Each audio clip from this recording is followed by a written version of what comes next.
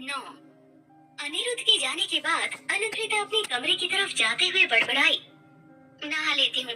वैसे भी इतने कीचड़ लोगों से मुलाकात हो गई है, इसीलिए नहाना जरूरी है। इतना कहकर उसने अपने कमरे की तरफ कदम बढ़ाए ही थे कि तभी पीछे से किसी की आवाज आई, रुको। और अचानक से अलंकृता के कदम रुक गए। उसने पीछे देखा तो सुमित्रा बुआ को देखकर सहम गई। वो अलंकृता के करीब आकर बोली, तुम जितनी सीधी दिखती हो ना, उतनी ही टेढ़ी हो। अलंकृता अपने मन में बड़बड़ाई, हे भगवान, कहीं इन्होंने सुन तो नहीं लिया कि हमने इनको कीचड़ कहा। सुमित्रा ने अलंकृता के करीब आकर पूछा, ये अनिरुद्ध के कमरे से निकलकर तुम कहाँ जा रही हो? अपने कमरे में। अचानक से अलंकृता के मुंह से निकल गया। सुमित्रा ने उसकी तरफ आंखें फाड़कर देखते हुए कहा, क्या तुम्हारा और अनिरुद्ध का रूम अलग अलग है क्या? वही मैं कहूँ, कीचड़ से उठाकर लाया है तुम्हें, इतनी जल्दी अपने रूम में थोड़ी घुसने देगा। उसकी बात सुनकर अलंकृता ने अपने मन में कहा, एक दैत्य कम था जो अब ये उल्टे पैर वाली चुड़ैल बुआ जी भी मेरे पीछे पड़ गई।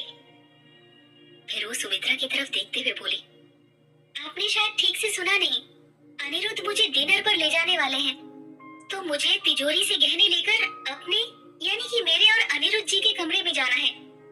अलंकृता की बातें सुनकर सुमित्रा के चेहरे का रंग ही उड़ गया और मुस्कुराते हुए यहाँ से चली गई। कुछ देर बाद अलंकृता जैसी नहाकर निकली, उसका फोन बजने लगा। उसने जैसी फोन उठाया वैसे ही दूसरी तरफ से आवाज आई, अरे उधर जाकर हमको भूल गई क्या आलू? अब तक एक साड़ी भी नहीं भेजी। अरे थोड़ा सा पैसा खींचो उस घर से ताकि तुम्हारा भी घर चमके। अलंकृता ने जवाब दिया, अरे अभी दिन ही कितने हुए शादी को, पैसा चुरा कर तो नहीं भेज सकते ना, मिलेगा तभी तो भेजेंगे। फोन की दूसरी तरफ से उसकी माँ की आवाज आई, पैसे निकालने का तरीका सीख, अभी घर के लिए एसी, फ्रिज, वॉशिंग मशीन, कम से कम ये सब तो खरीद के भेज ही सकती है। और वो नेक वाले 50,000 रुपए भी तो दबा कर ले गई। माँ, उन पैसों को तो तुम भूल ही जाओ, मैंने ब्राइडल मेकअप फ्री में थोड़ी ना करवाया था, और थोड़ा मेकअप का ब्रांडेड सामान भी खरीदना पड़ा ना। इतने बड़े घर की बहू फीकी थोड़ी ना घूमती, फूटी कौड़ी भी नहीं बची उसकी। अभी मैं बहुत बिजी हूँ, बाद में बात करते हैं। यहाँ सुमित्रा मौसी नाम की एक नई चुड़ैल टपक आई है, जरा उनसे मुझे निपटने दीजिए। कौन सी चुड़ैल आई है नई मम्मी? वो आपको खा जाएगी क्या? तभी पीछे से शिव की मासूम सी आवाज अलंकृता के कानों में पड़ी और वो चौंक गई। बोलो ना नई मम्मी, क्या आप भी मुझे छोड़कर चली? इतना बोलकर शुभ बहुत मायूस हो गया। तभी अलंकृता ने शुभ को अपनी गोद में उठाया और प्यार से उसके गाल पर किस करते हुए बोली, नहीं मेरा बच्चा, कभी नहीं। और अगर कभी ऐसा हुआ कि नई मम्मी को कहीं जाना भी पड़ा ना, तो भी आपसे मिलने का मौका कभी नहीं छोड़ेगी। शुभ ने अपना नन्हा हाथ आगे बढ़ाते हुए कहा, प्रॉमिस? तभी अलंकृता उसकी नन्ही हथेली थामते हुए बोली, पक्का वाला प्रॉमिस। आप बहुत अच्छी हैं, मुझे आपके पास छूना है, मुझे नींद नहीं आ रही है और पापा घर पर नहीं है। शुभ ने उसे गले लगते हुए कहा। अलंकृता को अपनी माँ की कही हुई बात याद आ गई। फिर वो मन में बोली, कितना प्यारा बच्चा है, बेचारे को कब से माँ का प्यार नसीब नहीं हुआ। आज वैसे भी खड़ूस के चक्कर में मेरा डिनर नहीं बना और वो मुझे बाहर खिलाने भी नहीं ले गया। आज इस बच्चे के प्यार से ही पेट भरना पड़ेगा। कुछ देर बाद शुभ अलंकृता के पास लेटकर सो गया था, लेकिन अलंकृता का पेट भूख के मारे शोर मचा रहा था और वो करवटें बदल रही थी। वहीं दूसरी तरफ अनिरुद्ध ने बाहर एक सर्वेंट से पूछा, रामू काका, शुभ किधर है?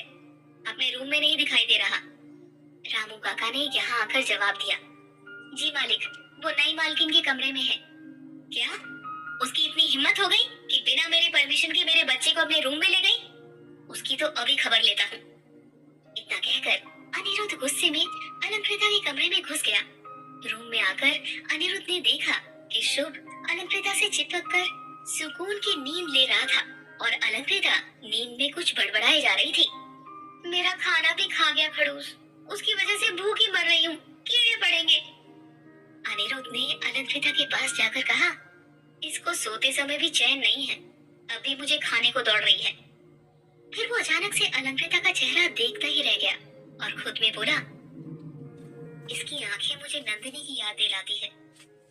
लड़की मेरी नंदिनी की जगह कभी नहीं ले सकती।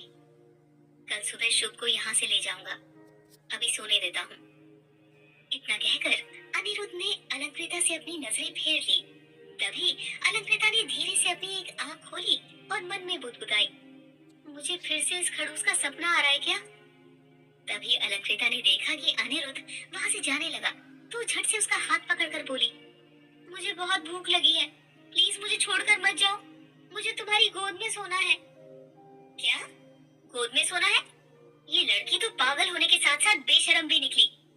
अब मैं कैसे जाऊं? क्या करूं? अगर मैं यहाँ कुछ देर और रुका तो ये लड़की मुझे पागल करके ही मानेगी। अनिरुद्ध हैरानी से बोला और यहाँ से जाने लगा।